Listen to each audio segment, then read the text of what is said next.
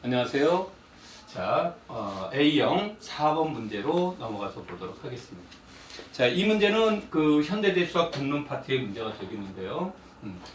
여러분들한테 이제 내가 오리엔테이션 얘기를 했지만, 그 현대대 수학에서 국론의 의미는 이제 크게 세 가지가 가장 중요합니다. 국론을 생성하는 생성원을 찾는 문제와 그 생성원의 위수, 그 다음에 생성원들 사이의 관계, 이 세 가지를 간략하게 요약해 볼 수가 있는데, 자, 이 문제는 이제 그 중에 위수와 관련된 문제로 볼 수가 있습니다.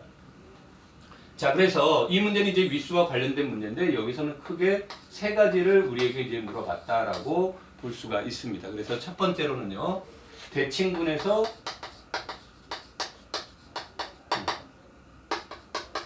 서로 소라는 개념을 물어봤습니다. 그 다음에 두 번째로는 대칭분에서 원소의 위수를 물어봤고요. 그 다음에 순환분에서 위수를 물어본 거였고요. 그 다음에 이와 같이 군의 직적에서 위수를 물어보는 문제였습니다. 자, 그래서 우리가 이 문제들을 이제 살펴본다면, 자, 첫 번째 이와 같이 이제 대칭분이 주어지게 되면 여기에서 그 치환이 주어져 있다. 그럼 이와 같은 치환의 문제를 해결할 때 주어진 것을 그대로 문제를 풀어도 상관은 없습니다. 그러니까 시그마의 위수가 뭐 결과론적으로 6이에요라는 문제로 직접 계산해 볼 수 있는 문제들도 이제 있겠지만, 이와 같이 치환의 문제가 주어지면 가장 효과적인 방법 중에 하나는 서로소인 치환의 곱으로 표현해 보라는 얘기입니다. 자, 그래서 이것을 다시 재표하면 1, 2, 4도 3, 5에 해당이 되겠죠. 우리가 이제 내용적으로는 그 서로소라는 말의 의미는 이제 두 함수가 여기서 이제 치환의 문제니까 두 치환이 서로 독립적으로 운영이 됩니다라는 의미를 이제 지니고 있습니다. 그래서 뭐 이론적인 표현은 뭐 로우와 타우가 서로소이다라는 말이 이제 주어지면 로우 i가 이것인 i가 존재한다면 그러면 타우 i는 i로 가야 되고, 그 다음에 타우 i가 아닌 원소로 대응되면 로우 i는 i로 가야 됩니다라는 이와 같은 조건이 주어지면 우리는 로우와 타우는 서로소가 됩니다라는 문장으로 표현이 됩니다. 뭐 관련된 내용들은 우리가 이제 현대대 수학 시간에 자세하게 진행이 되니까 그걸 참고하시면 되겠고요. 자, 그런 의미로 이제 얘기가 되는데, 이것은 이제 이론적인 문제를 풀 때는 효과적인 거고요. 직관적인 문제를 풀 때는 뭐로 보시면 되냐면, 내가 영어로 디스조인트라는 말을 쓴 거니까 마치 집합처럼 번역해 보라는 거예요. 그래서 여기서 집합처럼 본다면 얘는 1, 2, 4고 얘는 3, 5에 해당이 되겠죠. 그렇게 주어졌을 때 이 두 집합은 서로소입니다라는 뜻의 문제가 됩니다.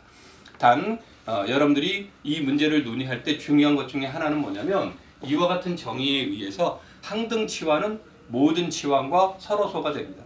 근데 항등치환의 문제를 서로소라는 개념을 모르고도 문제 푸는데 이제 지장이 없기 때문에 상대적으로 강조하지는 않습니다. 자, 그러면은 이와 같은 형태가 이제 주어졌을 때 얘와 얘가 서로소가 되는 거고, 이때 이것은 길이가 순환치환에 해당이 되겠죠. 이것은 길이가 2인 순환치환에 해당이 됩니다. 그러면 순환치환이 주어지면 이와 같이 이제 순환치환이 주어지면 순환치환에서의 길이는 무엇과 같냐면 위수와 같습니다. 그래서 우리가 알 수 있는 것은 1, 2, 4의 위수는 3이 되는 거고 3, 5의 위수는 2가 된다는 사실을 알 수가 있습니다. 자, 여기서 우리가 잠깐 다른 곳으로 쫙 지나가서 보면, G가 군이고 A와 B가 군 지위의 원소일 때 A, B와 B, A가 같다면 이때 A, B의 위수는 무엇이 됩니까? 그러면 이때는 A의 위수와 B의 위수의 LCM 문제를 논의를 합니다. 근데 이제 무한이 되면 LCM을 논의해 줄 수 없으니까 통상적으로 A의 위수도 유한, B의 위수도 유한일 때 논의를 합니다. 자, 이와 같이 이제 우리가 일반론적으로 이렇게 제시가 되는데 위에서 얘기한 것처럼 시그마와 타우가 서로서라는 조건이 주어지면 물론 교환 법칙도 성립합니다만 이때 시그마 타우의 밑수는 뭐가 됩니까? 그러면은 이 문제는 시그마의 말 잘못했죠? 로우와 타우가 서로서일 때 로우 타우의 밑수는 어떻게 됩니까? 그러면 로우의 밑수와 타우의 밑수의 LCM 문제가 됩니다. 그래서 우리가 일반론적으로는 나눈다라는 뜻이 되는데 서로소가 되면 등호가 됩니다. 2와 3이 서로소라는 것은 서로 숫자상으로 서로소라는 것은 여기에서는 결과론적인 거고 일반적으로 문제를 풀 때는 LCM으로 이렇게 문제를 다룹니다. 그래서 우리가 디스조인트가 가지고 있는 것이 군론에서의 일반적인 교환 법칙이 성립되는 내용과는 다르게 되는 거고요. 또 하나는 이 문제를 논의할 때 우리가 교환 법칙이 성립하지 않으면 이 A, B의 위수와 LCM의 위수는 관련성이 없습니다. 그래서 이제 행렬 같은 경우에는 뭐 A의 위수와 B의 위수는 유한인데 두 곱의 위수는 무한이 나오는 경우도 나오게 됩니다. 그래서 여러분들이 이런 문제를 다룰 때는 어떤 상황인지를 우리가 반드시 체킹을 해야 될 필요가 있는데 이 문제는 바로 디스조인트에서 이제 다룬다라는 것이죠. 자, 그래서 여기에서 보시면 3, 2가 되는데 3과 2의 LCM은 6이 되니까 이거로부터 우리는 시그마의 위수는 6이구나 라는 사실을 알 수가 있는 겁니다. 그래서 여러분들이 문제를 다루실 때 우연히 숫자 3과 숫자 2가 서로소니까 답은 6입니다 이렇게 번역하시면 안 되고요. 일반론적으로 꼭 요와 같은 형태로 문제를 다룬다라는 것을 잊으시면 안 됩니다.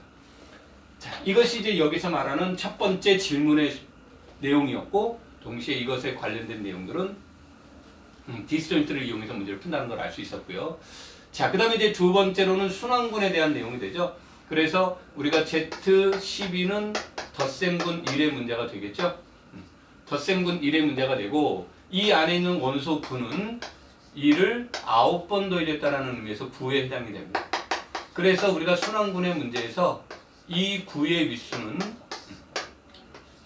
GCD 9와 12의 최대 공격수분의 10인데 여기서 말하는 이 9는 여기서 말한 이 9와 동의어고요.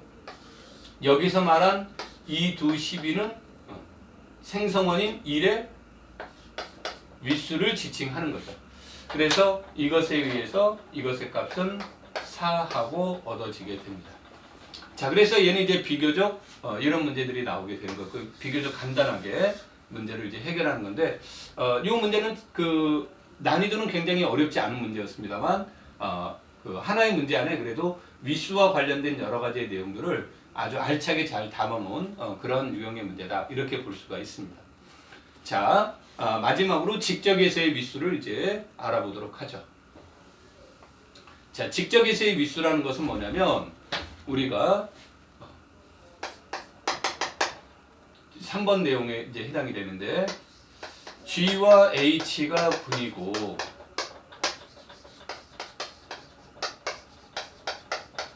이렇게 주어져 있을 때 이때 순서상의 문제처럼 G, H의 위수는 어떻게 됩니까? 라고 한다면 이것들의 문제는 LCM, G의 위수와 H의 위수의 LCM에 해당이 됩니다. 이때는 가환군, 비가환군의 관계가 없습니다. 그것에 관계없이 항상 이렇게 나오는 거고요. 여기서도 마찬가지로 G의 윗수가 무한이거나 H의 윗수가 무한이 되면 이때 이것의 윗수는 무한이 됩니다. 그래서 칠판에 써놓은 표현들은 통상적으로 이제 유한일 때의 표현 방법을 얘기를 하는 거죠. 자, 그러면 이렇게 주어진 거니까 시그마와 9의 윗수는 어떻게 됩니까? 그러면 LCM 시그마의 윗수가 6이었고요. 그 다음에 9의 윗수가 4가 되니까 이것의 값은 12가 됩니다. 라고 해서 얻어질 수 있는 이러한 유형의 문제가 됩니다. 그래서 이 그 4번 문제와 같이 이게 이제 그 2020년도의 문제들 중에 하나의 대표적인 트렌드가 되는데 이번에 나왔던 문제들은 뭐 우리가 계속 앞으로 반복적으로 나올 얘기입니다만 그 지문 하나에 단 하나의 내용보다는 2개, 3개 이런 경우에 관련 이론들이 이제 그 같이 들어가 있다라는 겁니다. 이건 앞으로 아마 전공 부분들이 이런 문제들이 많이 나오게 될 텐데 그 요인들 중에 하나는 현대대수학 같은 경우는 이제 세 문항이 나옵니다만 어떤 과목은 한 문항이 나오고 어떤 과목은 두 문항이 나오죠. 그래서 그 우리가 1년 또는 2년 동안은 배우는 내용들을 한 문항에서 세 문항 사이로 물어본다는 것은 굉장히 어려운 겁니다. 그래서 하나의 문구 안에 하나의 문제 안에 다양한 이론들을 활용할 수 있는 문제들을 시험에 이제 출제되고 있다.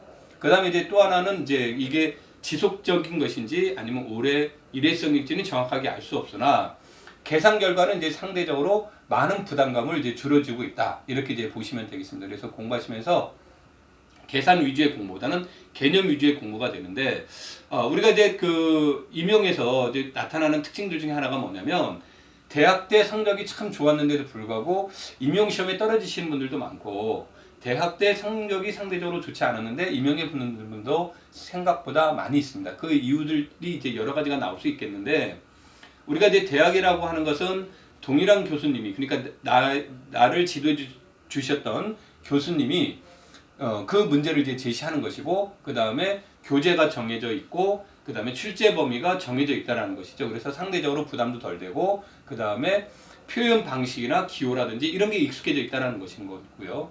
교사 임용 시험은 전제 조건이 4년이라는 것을 다 학습했다라는 것을 전제로 수업이 이루어지게 됩니다. 그래서 4년이라는 것을 전제로 하다 보니까 앞에서 나왔던 내용과 뒤에서 나왔던 내용과 이들 사이에는 어떤 관련성이 있는가 이런 문제들이 함께 출제가 될 수 있어요. 그래서 그런 것들을 이제 파악하느냐 파악하지 못하느냐에 따라서 합격 여부가 결정될 수가 있습니다.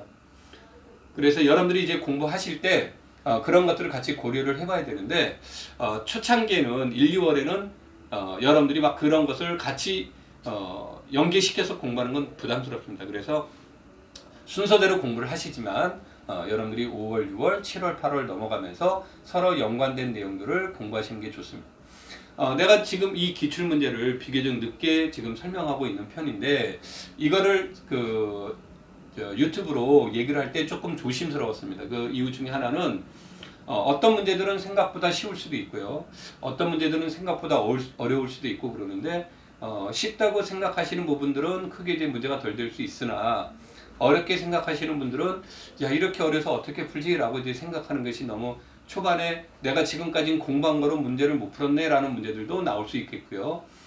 그 다음에 생각보다 많은 시간이 걸리는데 라고 생각하시는 부분들도 있는데 초창기에는 그럴 수 있습니다. 그래서 내가 이것을 수업할 때 답을 맞추자는 의미가 아닙니다. 그래서 답을 맞추자는 의미가 아니고 이런 것들은 어떤 방법으로 접근해야 될 것인가 이런 것들도 있었지만 또 하나는 여러분들이 공부하는 그 관점에서 어떻게 내가 공부를 해야 될까 시험 문제는 어떤 형식을 가지고 문제를 내고 있는가 이런 것들을 참고하는 자료로 활용하시기를 바라는 것이지 이 문제를 지금 풀었다 못 풀었다에 초점을 두는 공부를 하신다면 나중에 오히려 여러분들의 발전을 저해하는 요소로도 작용될 수가 있습니다. 그래서 우리가 이 내용들을 수업 들으실 때마다 꼭 여러분들이 이해하는 것은 이렇게 풀었구나 라기보다는 어떤 형식 그 다음에 나는 어떻게 준비를 해야 될까 여기에 초점을 맞춰서 여러분들이 들으신다면 매우 유익한 수업이 될 것입니다.